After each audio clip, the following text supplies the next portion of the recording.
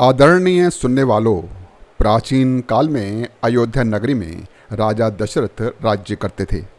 वे धर्मपरायण और न्यायप्रिय राजा थे। वे भगवान आदिनाथ की आराधना में लगे रहते थे। उनकी 3 रानियां थी, कौशल्या, कैकई और सुमित्रा। एक दिन राजा दशरथ का दरबार लगा हुआ था। तीनों रानियां और महर्षि वशिष्ठ बैठे हुए थे।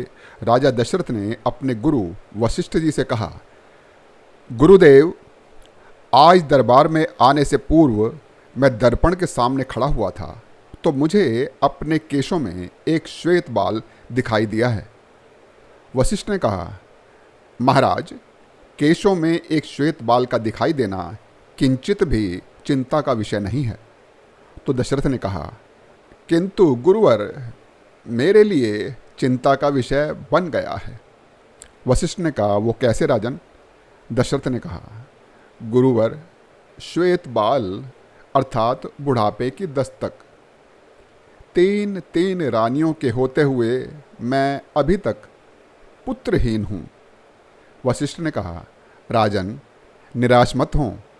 पुत्र प्राप्ति के लिए एक विशाल यज्ञ का आयोजन कीजिए।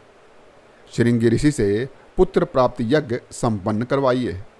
भगवान के आशीर्वाद से आपको संतान की प्राप्ति अवश्य हो जाएगी।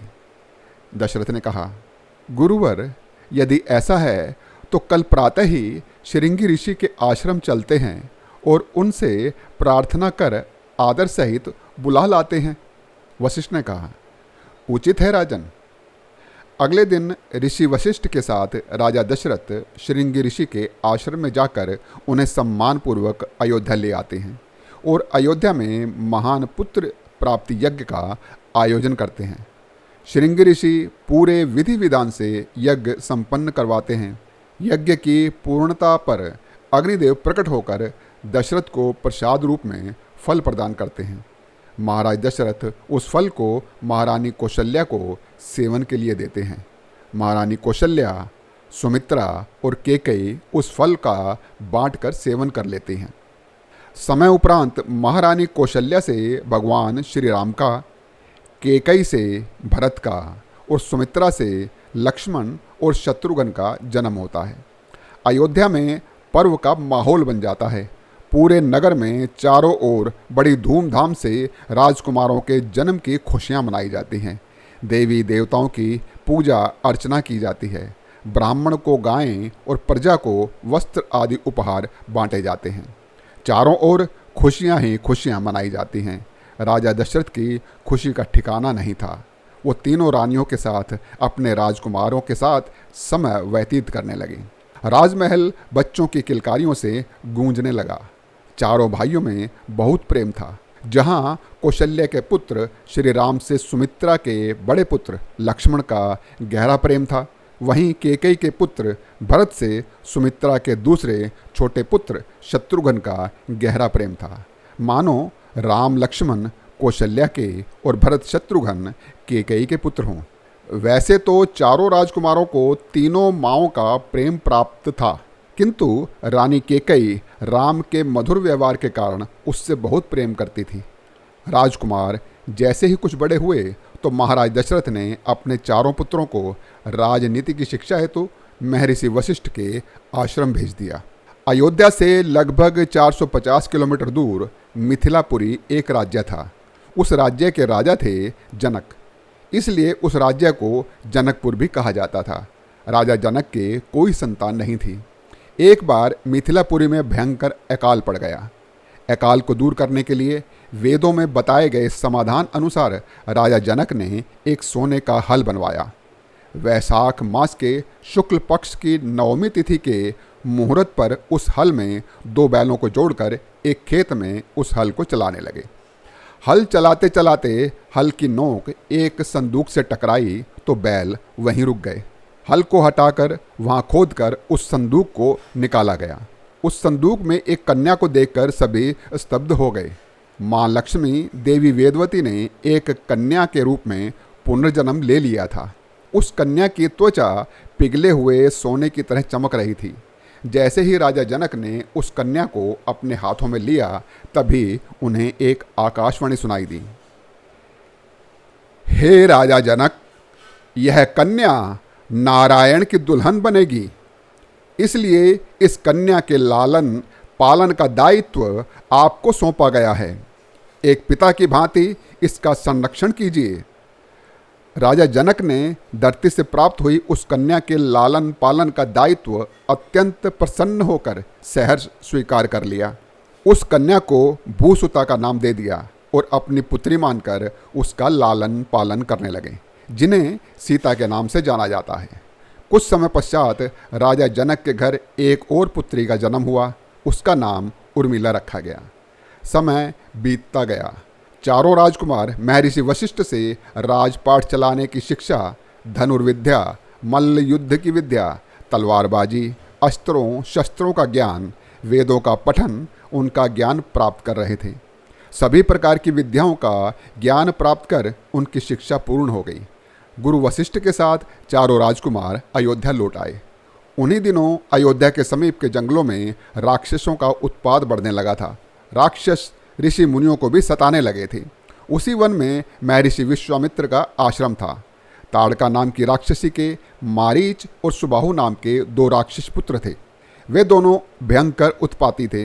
वो वन में रहने वाले ऋषि मुनियों के यज्ञों को दूषित करने लगे, तो वन के सभी ऋषि मुनि परेशान होकर महर्षि विश्वामित्र के आश्रम में जाकर उनसे कहने लगे, महर्षि, इस वन में हम ऋषि मुनियों को राक्षस सताने लग गए हैं। वो हमारे यज्ञ में मांस आदि डालकर हमारे यज्ञ को खंडित कर देते हैं। हम कोई यज्ञ नहीं कर पा रहे हैं। कृपया इन राक्षसों से हमारी रक्षा कीजिए। महर्षि विश्वामित्र ने कहा, आप चिंता मत कीजिए, मैं शीघ्र ही आप सबको इन राक्षसों से मुक्ति दिलवाने का प्रयास करता हूँ।